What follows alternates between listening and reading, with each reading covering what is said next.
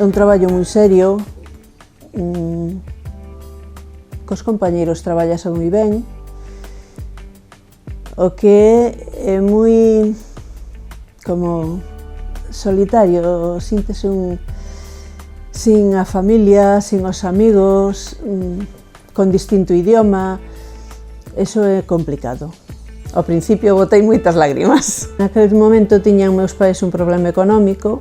Alguén me falou de que alá se pagaba moito mellor o mes e tal, que en poucos meses podía sacar eso adiante, e digo, bueno, pois vale. E despois xa, nada, xa viñeron os pequenos e xa acabou o traballo. Estábamos en a casa de un veciño, coas mallas, porque antes fora da nosa casa, fora de outras casas da aldea, e aí coincideu que era, chamámosle nós, a casa de Louzao. E chegaron estes primos, entonces foi cando fixemos as fotografías. Había un fotógrafo que era de aquí de cerca, que estaba en todas as fertas, en todos os sitios onde había algo, e sempre se presentaba. Entonces, nós temos moitísimas fotografías a raíz deso, non? Meu pai era perito, el xa facía moi pouco do campo, aunque nos axudaba de vez en cuando. E mamá, claro, con 7 fillos, non tiña xa moito tempo, tiña sempre xente para axudar ao da casa. E nos aquel día fomos as dúas, que eran as que quedábamos, porque os outros irmáns xa marcharon todos. Agora todo se fai con máquina, pero antes todo era forza bruta. Todo sacarse, por exemplo, todo o que facías na casa, todo era a base de forza. Eu, digo de verdad, Sara, concretamente, facía traballos de un home, porque tanto lle daba a ir coller o arado, como ir a plantar as patatas, plantábamos todos, non? Pero ela, todos os traballos máis fuertes, fixos ela. E a festa de San Miguel, que nos xuntábamos todos, bueno, da edade de miñas irmáns e da miña edad. Entonces xuntábamos todas e facíamos un bo baile, unha boa festa, pasábamos moi ben, sí. Os traballos no campo antes eran moi duros, porque había que facer toda a man, non había tractores, entonces era toda a man, era cas vacas, como se ven aí no carro, e labrar co arado, e facer toda a man. Entonces eu eso vivín todo eso, de traballar, de segar a man, de facer todo eso. Estivemos sempre aquí, menos eu, 5 anos que estuve en Alemania, pero despois pola enfermedade vinme, por meus pais, e aquí me quedei, pasando outra vez a volver a traballar, claro. O de segar a erva no verano, íbamos as cargadañas, e despois o outro facíamos todo nós. Facíamos todas as mulleres, e as nais, e os pais, e os irmáns, todos axudábamos. Meus irmáns non, meus irmáns marcharon para Barcelona, porque como eran homes, marcharon para Barcelona, pero as mulleres non nos deixaron marchar. Moito, porque agora hai máquinas para fender a leña, hai máquinas para cortar, hai máquinas para cortar a erva, e xa hai máquinas para desfacer o millo. Antes había que desfacelo a man aquí de noite, había que esfollar de noite, facer todo. Agora hai máis máquinas que a xente na veiga. Iba a traballar desde a estación do Sebe ao Casal, que pertenece a Laraño. Íbamos, claro, foi os pioneros, os meus jefes do fabricar en cadena, era a fábrica de confección de Caballero. E íbamos, eu e máis, a andar desde aquí, alá levábanos 1 hora e pico, porque eran 5 kilómetros e algo. Ás 8 marchábamos daqui, ainda non eran as 7 da mañá, ás 8 xa estábamos no traballo. Traballei aí, pois hasta os 25 anos que me casei.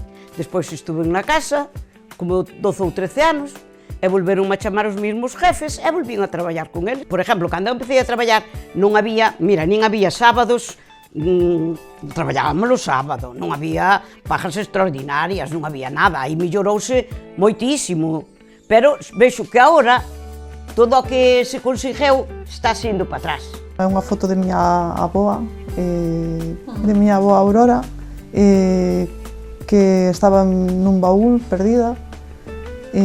Foi unha muller moi loitadora, peleou moito na súa vida, naceu nunha época moi machista, tuvo que loitar moito. Dedicou a súa vida a traballar no campo e a levar os produtos que cultivaba a vender á Praza de Santiago.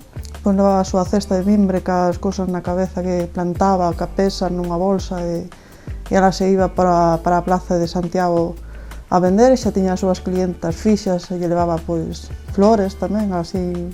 Foi unha persona que o seu corpo gastou moito neso, en traballar no campo, movendo a terra, e agora pois mírase como un traballo moi simple, pero naquela época ela pois doulle moita vida. O primer tractor que hubo na zona onde vivíamos e a primeira muller se atreveu a conducilo, sin saber conducir previamente. O curioso da foto é que este tractor encendía tirando por unha corda. Había que enroscar e tirar. Casi sempre non encendía a primeira, a segunda ou a terceira. E, bueno, foi polo 1970 aproximadamente. A miña nai sempre se dedicou a traballar no campo e desde as tareas domésticas, incluso axudando ao meu pai a facer muros. Ela sempre colaborou en todas as actividades e cuidado de personas, cuidado de animales, cuidado dos fillos e a agricultura.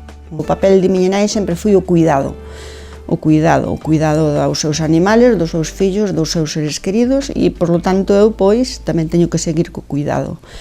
E, bueno, o cuidado dos demás. E esta é unha foto miña traballando nun hospital, unha das primeiras veces que traballei nun hospital, e en quirófano, e actualmente, pois, sigo traballando.